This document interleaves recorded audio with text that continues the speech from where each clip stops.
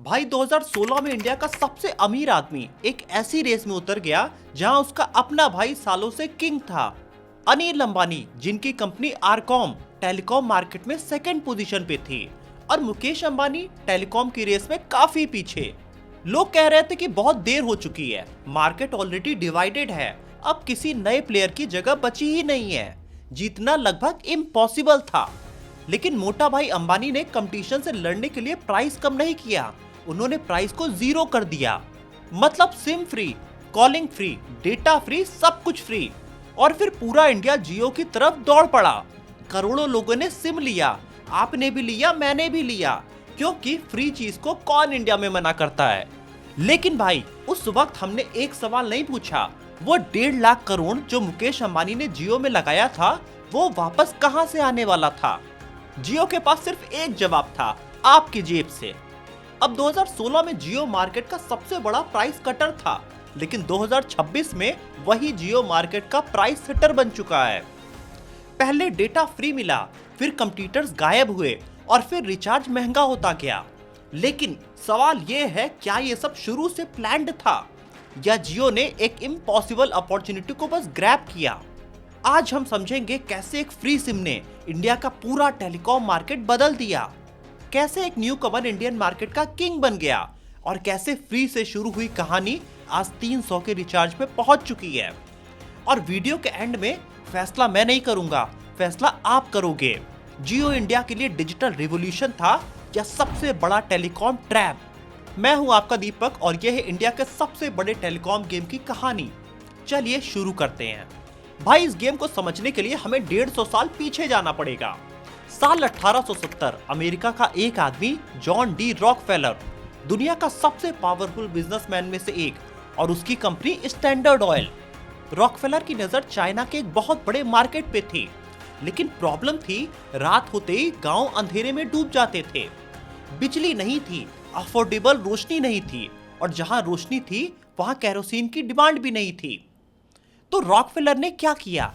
उसने केरोसिन सस्ता कर दिया? नहीं, उसने कुछ ऐसा किया जो पहली नजर में बिजनेस लगा ही नहीं। ऐसा लगा कि वो तो दान कर रहा है। उसने पूरे चाइना में केरोसिन लैंप फ्री में बांट दिए। गांव-गांव, सराय, मंदिर, हर जगह लोग खुश थे। पहली बार घर में रात को रोशनी हुई, दुकान देर तक खुलने लगे, बच्चे रात में पढ़ने लगे, लैंप फ्री थी। इसीलिए किसी ने कोई सवाल नहीं पूछा। लेकिन भाई असली बिजनेस लैंप पे नहीं था, असली बिजनेस उसमें जलने वाले तेल में था। असल में लैंप तो फ्री थी, लेकिन केरोसिन फ्री नहीं था, और वो केरोसिन बार बार खरीदना पड़ता था। यही था रॉकफेलर का असली बिजनेस मॉडल। रॉकफेलर ने प्रोडक्ट नहीं बेचा, पहले प्रोडक्ट की जरूरत पैदा किया, और जैसे ही आदत बन गई, पेमेंट रिपीट होने लगी। फ्री एक बार मिला और बिल जिंदगी भर तक आया। अब 150 साल आगे आइए, लैंप की जगह आज सिम कार्ड है, केरोसिन की जगह आज मोबाइल का डेटा है, और फ्री की रोशनी की जगह फ्री का इंटरनेट है। बिजनेस अलग था, जमाना अलग था, लेकिन पैटर्न हैरान करने वाला था। पहले फ्री का एक्सेस दो, फिर आदत बनाओ, और जब आदत जरूरत बन जाए तब पेमेंट शुरू कर दो। लेकिन जियो का असली वेपन सिर्फ फ्री डेटा नहीं था। फ्री डेटा तो बस दरवाजा था, असली गेम था उस दरवाजे से पूरे इंडिया को अंदर लाना। और ये गेम समझने के लिए पहले देखना होगा 2016 से पहले इंडिया का टेलीकॉम मार्केट कैसा दिखता था। भाई 2015 का इंडिया याद करिए, स्मार्टफोन सबके पास नहीं था, रील्स नहीं थी, अनलिमिटेड डेटा नहीं थे, लेकिन एक चीज थी जो आज बहुत कम चॉइस है। आपने कभी 10 रुपए का रिचार्ज कराया है? या आपके पापा ने दुकान पे जाकर कहते थे, भैया 10 रुपए का रिचार्ज कर देना, या फिर स्क्रैच कार्ड खरीदते थे, और पूरे महीने रिचार्ज की कोई टेंशन नहीं। डेटा चाहिए होता था तो अलग रिचार्ज कराओ, सिर्फ कॉलिंग चाहिए तो सिर्फ कॉलिंग का पैसा दो, जितनी जरूरत उतना रिचार्ज, कोई जबरदस्ती नहीं थी। क्योंकि उस वक्त टेलीकॉम मार्केट में भीड़ थी।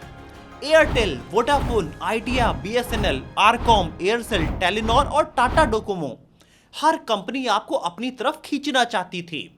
कोई सस्ती कॉलिंग दे रहा था तो कोई फ्री एसएमएस दे रहा था, कोई नाइट पैक दे रहा था तो कोई लाइफ टाइम वैलिडिटी दे रहा था। और अगर एक कंपनी प्राइस बढ़ाती थी तो कस्टमर सिम निकालता था और दूसरी कंपनी में चला जाता था। कंपटीशन कंपनीज के बीच था, लेकिन पावर असली कस्टमर के हाथ में थी। हाँ, उन दिनों 1 GB डेटा महंगा था, 200 रुपए, कभी 250 और कभी 300 भी। वीडियो देखने से पहले लोग डेटा का बैलेंस चेक करते थे, यूट्यूब का वीडियो 144p पे चलाते थे, व्हाट्सएप पर फोटो डाउनलोड करने से पहले सोचना पड़ता था। इंटरनेट महंगा था, लेकिन अगर आपको इंटरनेट चाहिए ही नहीं तो उसके लिए पैसे देने की कोई मजबूरी नहीं थी। सिर्फ कॉलिंग चाहिए तो 10, 20, 50 का रिचार्ज करा लीजिए। भाई उस वक्त प्लान परफेक्ट नहीं थे, नेटवर्क की प्रॉब्लम्स भी थी, कॉल ड्रॉप भी होते थे, लेकिन कस्टमर के पास ऑप्शन थे। और ऑप्शन का मतलब होता है कंपनीज आपसे डरती हैं। लेकिन कुछ ही सालों में ये पूरा मार्केट बदलने वाला था। एक ऐसा प्लेयर एंटर होने वाला था जो कंपटीशन में हिस्सा लेने नहीं आया था, कंपटीशन के रूल्स बदलने आया था। डेट थी 5 सितंबर 2016 और स्टेज पर थे मुकेश अंबानी खड़े। रिलायंस की 42वीं AGM मीटिंग और सामने हजारों शेयर होल्डर।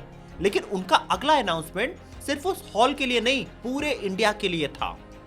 मुकेश अंबानी ने कहा वॉइस कॉल्स हमेशा फ्री, डेटा सिर्फ 50 रुपए पर GB और वेलकम ऑफर में सिम, कॉलिंग, डेटा सब कुछ फ्री, बिल्कुल फ्री। 31 दिसंबर 2016 तक। इससे हॉल तालियों से गूंज उठा, लेकिन असली रिएक्शन हॉल के बाहर आया। जियो सिम के लिए दुकान के बाहर लंबी लाइन्स लगने लगी, लोग घंटों तक वेट करने लगे। कुछ जगह फ्री सिम लेने के लिए तो लड़ाई होने लगी, क्योंकि पहली बार जो इंटरनेट कल तक लग्जरी था वो आज लगभग फ्री में मिल रहा था। और रिजल्ट भी देखिए, एयरटेल को 5 करोड़ सब्सक्राइबर तक पहुंचने में 12 साल लगे और जियो ने वही सिर्फ 83 दिन में क्रॉस कर दिया। लेकिन असली एक्सप्लोजन सब्सक्राइबर नंबर में नहीं था, असली एक्सप्लोजन था इंडिया का डेटा कंजम्पशन में। 2016 में एक एवरेज इंडियन महीने में सिर्फ 240 MB का डेटा यूज करता था और वही 2019 तक 9.77 GB हो गया। ये करीब 40 गुना का जंप था सिर्फ 3 सालों में। लोग YouTube देखने लगे, वीडियो कॉल्स करने लगे, ऑनलाइन पेमेंट करने लगे और छोटे बिजनेसेस इंटरनेट पे आने लगे। करोड़ों लोगों के लिए इंटरनेट पहली बार अफोर्डेबल हुआ था। और भाई ये मानना भी पड़ेगा, जियो ने जेन्युइनली इंडिया को बदल दिया। 1 GB डेटा जहां 250 रुपए से गिर के 19 रुपए का हो गया। इंटरनेट लग्जरी से डेली नेसेसिटी बन चुका था। लेकिन इसी मूव में एक और गेम चल रहा था। जियो का असली वेपन असल में फ्री डेटा नहीं था, असली वेपन था कंपटीशन को खत्म करना। और फिर मार्केट का बैलेंस सच में बदल गया। जियो का इंटरनेट कस्टमर्स के लिए बिल्कुल फ्री था, लेकिन उस फ्री ऑफर का बिल पुरानी टेलीकॉम कंपनीज को भरना पड़ा। 2016 में इंडिया में 12 से ज्यादा टेलीकॉम ऑपरेटर्स थे, जो 2019 में सिर्फ 4 बचे। जियो, एयरटेल, वोडाफोन आइडिया और BSNL। बाकी सब एक एक करके मार्केट से गायब होते गए। सबसे पहले एयरसेल, जिसके पास 8.5 करोड़ सब्सक्राइबर्स थे। लाखों लोग सालों से वही नंबर यूज कर रहे थे। फिर एक दिन फोन पे मैसेज आया कि आपकी सर्विस बंद होने वाली है, और बस एक मैसेज और कंपनी खत्म। 8.5 करोड़ कस्टमर अचानक नया नेटवर्क ढूंढने लगे। फिर आई आरकॉम की बारी, अनिल अंबानी की कंपनी, जो कि 42,000 करोड़ डेट में थी और आखिरकार वो बैंकरप्ट हो गई। भाई वीडियो की शुरुआत में हमने बताया मुकेश अंबानी जिस भाई के टेलीकॉम एम्पायर के सामने खड़े थे, कुछ ही सालों बाद उस भाई की कंपनी को रेस से बाहर कर दिया। लेकिन ब्लड बात अभी खत्म नहीं हुआ था। टेलीनॉर, जो कि नॉर्वे की कंपनी थी, उसने अपना इंडिया का बिजनेस एयरटेल को दे दिया। कंपनी ने इंडिया में टिकने की उम्मीद तक छोड़ दिया। इसके बाद आता है नंबर टाटा डोकोमो का, जो कि जापान की एनटीटी डोकोमो ने $2.7 बिलियन इन्वेस्ट करके खरीदा था और वापस में उनको मिला सिर्फ $1.27 बिलियन। करीब आधी वैल्यू उनकी डूब गई और वो भी इंडिया छोड़ के चले गए। अब बचे वोडाफोन और आइडिया। दोनों बड़े नाम थे, लेकिन प्राइस वॉर ने दोनों को इतना वीक कर दिया कि अकेले सरवाइव करना मुश्किल हो गया। 31 अगस्त 2018 को दोनों कंपनियां मर्ज हो गईं और एक नई कंपनी बनी वोडाफोन आइडिया। ये मर्जर ग्रोथ के लिए नहीं था, असल में ये मर्जर अपने सर्वाइवल के लिए था। 3 साल पहले कस्टमर्स के पास ऑपरेटर की लाइन थी, अब मार्केट में सिर्फ 4 नाम बचे थे, जियो, एयरटेल, एक कमजोर वोडाफोन आइडिया और गवर्नमेंट की कंपनी BSNL। अब भाई डिफरेंस समझिए, जब मार्केट में 12 कंपनीज होती हैं तो प्राइस बढ़ाने से पहले कंपनियां 10 बार सोचती हैं, क्योंकि कस्टमर के पास जाने के लिए 11 और जगह हैं। लेकिन जब प्रैक्टिकल ऑप्शन सिर्फ 2 या 3 रह जाए तो पावर कस्टमर्स के हाथ से निकलकर कंपनीज के हाथ में चली जाती है। लेकिन भारत में रिचार्ज महंगा होने से पहले टेलीकॉम इंडस्ट्री पर एक और बम गिरना बाकी था। एक कोर्ट का जजमेंट आया जिसमें बचा हुआ कंपटीशन का भी कमर टूट गया। अक्टूबर 2019 में टेलीकॉम इंडस्ट्री पर एक और बम गिरा, सुप्रीम कोर्ट का एजीआर जजमेंट। एजीआर मतलब एडजस्टेड ग्रॉस रेवेन्यू। नाम थोड़ा बोरिंग है, लेकिन इसका इम्पैक्ट बिल्कुल बोरिंग नहीं था। वोडाफोन आइडिया ने सिर्फ एक क्वार्टर में जानते हैं कितना लॉस किया? 5,000, 10,000 नहीं, 50,000 करोड़ से ज्यादा का। एक कंपनी सिर्फ 3 महीने में 50,000 करोड़ से ज्यादा का लॉस करती है। ये इंडिया की कॉर्पोरेट हिस्ट्री के सबसे बड़े क्वार्टरली लॉस में से एक है। और वोडाफोन आइडिया जो पहले ही प्राइस वॉर से वीक थी, इस झटके के बाद लगभग घुटनों पे आ चुकी थी। कंपनी बंद नहीं हुई, लेकिन उसकी compete करने की ताकत बहुत कमजोर हो गई और आखिर में गवर्नमेंट ने उन्हें सपोर्ट देना पड़ा। ड्यूज को इक्विटी में कन्वर्ट करके कंपनी को जिंदा रखना पड़ा ताकि पूरी तरह से कंपटीटर्स मर न जाएं। अब कंपटीशन कमजोर था, कस्टमर की डिपेंडेंसी बढ़ चुकी थी और कंपनीज को पता था कस्टमर जाएगा भी तो जाएगा कहां। कस्टमर पूरी तरह डिपेंडेंट थे और अब फ्री का बिल आने वाला था 3 राउंड्स के अंदर। पहला राउंड आता है दिसंबर 2019 में। जियो लॉन्च के सिर्फ 3 साल बाद पहली बड़ी प्राइस हाइक आई। टेलीकॉम प्लान्स 31 से 41% तक महंगे हो गए। भाई एक बार सोचिए, अगर मार्केट में अभी भी 12 ऑपरेटर पहले जैसे होते तो क्या इतना बड़ा प्राइस हाइक हो पाता? नहीं, कोई एक कंपनी रुक जाती और कस्टमर उसके पास चला जाता। लेकिन अब कोई ऑप्शन नहीं बचा था। आता है राउंड 2 दिसंबर 2021 में। एयरटेल ने प्रीपेड प्लान 20 से 25% तक महंगे किए। वोडाफोन आइडिया ने इसे फॉलो किया और फिर जियो ने भी अपने प्राइस बढ़ा दिए। एक कंपनी बढ़ी, दूसरी भी बढ़ी और तीसरी भी बढ़ी। कोई कस्टमर को बचाने के लिए पुराने प्राइस पे नहीं रुका, क्योंकि मार्केट पे कंपटीशन भारत के खत्म हो चुका था। अब आया राउंड 3 जुलाई 2024 में। ये सबसे बड़ा झटका था। जियो का 155 रुपए वाला प्लान 189 का हो गया, 209 वाला डेली 1 GB का प्लान 249 का हो गया और 2,999 का एनुअल प्लान सीधा 3,599 का हो गया। एक अनाउंसमेंट, एक दिन और करोड़ों लोगों का रिचार्ज बिल पूरी तरह बदल गया। अब भाई सीधा सवाल है, जब रिचार्ज स्क्रीन पर नए अमाउंट दिखा दे तो क्या आपने एक बार भी सोचा कि चलो BSNL में पोर्ट करा लेते हैं? फिर आपको याद आया होगा इसका तो नेटवर्क ही उतना अच्छा नहीं है, कवरेज ही अच्छी नहीं है, और काफी सोचने के बाद आप फिर से वही महंगा रिचार्ज करा लिए। क्योंकि गुस्सा करना आसान था, लेकिन स्विच करना उतना अच्छा ऑप्शन नहीं था। सोशल मीडिया पे भी जियो बाइकॉट थोड़ा दिन ट्रेंड हुआ। BSNL की घर वापसी भी ट्रेंड हुई। एक दिन में करीब 45,000 से ज्यादा पोस्ट और उसी क्वार्टर में BSNL ने करीब 29 लाख नए सब्सक्राइबर भी ऐड किए, क्योंकि उसने प्राइस हाइक नहीं किया था। लोग गुस्से में थे, लेकिन टेलीकॉम कंपनीज एक और नंबर देख रही थी, एवरेज रेवेन्यू पर यूनिट, यानी हर कस्टमर से कंपनी को एवरेज रेवेन्यू कितना मिलता है। 2016 में ये नंबर था 76 रुपए और 2026 में ये नंबर है 214 रुपए। पहले प्राइस गिराए गए, कस्टमर की आदत बनी, कंपटीशन खत्म हुए और फिर कस्टमर से रेवेन्यू बढ़ाते गए। लेकिन इनका टारगेट अभी भी बाकी है। एयरटेल का टारगेट है 300 रुपए एवरेज रेवेन्यू पर यूनिट, यानी रिचार्ज का बिल यहीं रुकने वाला नहीं है। अब भाई लैंप फ्री में मिल चुकी थी, आदत बन चुकी थी, अब तेल सस्ता क्यों मिलता? यही काम भारत के टेलीकॉम इंडस्ट्री में हुआ। 3 राउंड्स में प्राइस हाइक की गई, लेकिन इस पूरी कहानी का सबसे अनफेयर बिल उन लोगों ने पे किया जिन्होंने महीने भर में 1 GB का डेटा भी यूज नहीं किया। एक 70 साल के बुजुर्ग को इमेजिन करिए, हाथ में एक सिंपल कीपैड फोन है, ना इंस्टाग्राम चलाते हैं, ना यूट्यूब, और ना कोई OTT प्लेटफॉर्म, ना कोई रील। फोन का सिर्फ इतना काम है कि बेटा बाहर से कॉल करता है, बहू कभी कभी मैसेज भेजती है, घर में कोई इमरजेंसी हो तो किसी को फोन करना है, बस इतना ही फोन का काम है। उनको कोई इंटरनेट नहीं चाहिए, सिर्फ अपने परिवार से कनेक्टेड रहना है। लेकिन जब रिचार्ज कराने जाओ तो प्लान में क्या मिलता है? कॉलिंग, SMS, डेटा, और डेटा उन्होंने मांगा ही नहीं था, वो डेटा जो वो चलाएंगे ही नहीं, और महीने के अंत में वो एक्सपायर हो जाएगा। लेकिन उस डेटा का पैसा भी वो उन्हें देना पड़ेगा। भाई सीधा सवाल है, जिस चीज का कस्टमर ने यूज ही नहीं किया उसका पैसा क्यों पे करे? और ये सिर्फ एक बुजुर्ग की कहानी नहीं है। इंडिया में करीब 15 करोड़ एस्टिमेटेड लोग ऐसे हैं जिन्हें मोबाइल डेटा की जरूरत बहुत कम होती है। 2G users, keypad phone users और डुअल सिम ओनर्स जिनका दूसरा सिम सिर्फ कॉलिंग के लिए है, रूरल कस्टमर्स भी जहां फास्ट इंटरनेट पहुंचता ही नहीं है, और वो फैमिलीज जिनके घर में ब्रॉडबैंड का कनेक्शन है लेकिन मोबाइल पे उन्हें सिर्फ कॉलिंग चाहिए। और ट्राई ने भी खुद माना कि सीनियर सिटीजन और home broadband users data bundle mobile plan की उनको जरूरत नहीं है।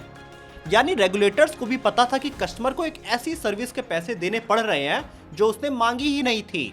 अब दिसंबर 2024 में ट्राई ने ऑपरेटर से कहा कम से कम एक वॉइस और SMS ओनली प्लान दो बिना किसी डेटा के।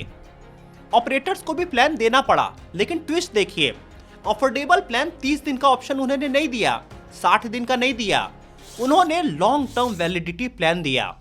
मतलब डेटा हटा दिया लेकिन कस्टमर को एक साथ बड़ा पेमेंट करना पड़ेगा पूरे साल का। उन्होंने रूल तो फॉलो किया लेकिन कस्टमर की क्या प्रॉब्लम सॉल्व हुई ये आप डिसाइड करिए। फिर 2026 में वॉइस ओनली प्लान्स लेकर मेजर डिस्कशन दोबारा शुरू हुई और मेजर ऑपरेटर्स ने नए प्रपोजल पे ऑब्जेक्शंस भी रेज कर दिए। अब यहाँ स्टोरी में एक बहुत इंपॉर्टेंट ट्विस्ट है। इस पूरी कहानी में सिर्फ जियो को विलेन बनाना आसान है, लेकिन सच में जियो अकेले नहीं है, यहाँ एयरटेल भी है, साथ में वोडाफोन आइडिया भी है। पूरा टेलीकॉम मॉडल बंडल्ड रिचार्ज की तरफ जा चुका है। अब भाई आप बताइए कि आपके घर में ब्रॉडबैंड है क्या, जियो फाइबर या एयरटेल एक्सट्रीम या कोई लोकल वाईफाई? तो घर में इंटरनेट के लिए आप ऑलरेडी महीने का कम से कम 600 या 800 रुपए, कभी कभी 1000 भी पे कर रहे हो। अब ब्रॉडबैंड से आप घर में फोन ज्यादातर वाईफाई पे ही चलाते हैं, यूट्यूब, व्हाट्सएप, वीडियो कॉल सब कुछ लोग वाईफाई पे यूज करते हैं और मोबाइल डेटा पूरे महीने यूज ही नहीं होता। लेकिन मोबाइल रिचार्ज कराते वक्त आप सिर्फ कॉलिंग चूज नहीं कर सकते हो, आपको पूरा पैकेज लेना पड़ेगा, कॉलिंग, SMS और डेली डेटा, साथ में OTT का बेनिफिट भी, और कभी कभी ऐसी सर्विसेज जिसका आपने नाम भी नहीं सुना हो। प्रॉब्लम यह है कि मोबाइल के अंदर आपको वो बेनिफिट्स भी खरीदने पड़ते हैं जिसको आपका कोई यूज ही नहीं करना है। कस्टमर को फ्रीडम नहीं मिलती है कि वो बोले मुझे सिर्फ कॉलिंग चाहिए, मुझे सिर्फ SMS पैक चाहिए, मुझे सिर्फ डेटा पैक चाहिए। ऐसा कोई भी फ्रीडम भारत में नहीं है। वो 10 रुपए वाला रिचार्ज याद है, जितनी जरूरत थी उतना पैसा लोग पे करते थे। आज ऐसा कोई ऑप्शन अवेलेबल नहीं है। अब सबसे बड़ा सवाल आता है कि जब इतनी चीजें बदल रही थी तो सरकार कहाँ थी? क्या कोई रेगुलेटिंग बॉडी यहाँ पे काम करती है? आइए ये भी जानते हैं। जब जियो ने फ्री के ऑफर्स लॉन्च किए, पुराने ऑपरेटर्स ने कंप्लेंट किया। उनका कहना था ये प्राइसिंग सस्टेनेबल नहीं है और इससे कंपटीटर्स को नुकसान होगा। अथॉरिटीज के सामने केस गया, लेकिन उस वक्त जियो एक नया एंट्रेंट था, मार्केट लीडर नहीं था, इसलिए एलिगेशंस प्रूव नहीं हुए और केस डिसमिस हो गया। और एक तरफ लीगल केस चल रहा था, लेकिन ग्राउंड पे मार्केट रैपिडली चेंज हो रहा था। ऑपरेटर्स मर्ज हो रहे थे, कुछ कंपनीज बंद हो रही थी और कस्टमर प्रैक्टिकल ऑप्शंस के लिए जियो की तरफ जाते जा रहे थे।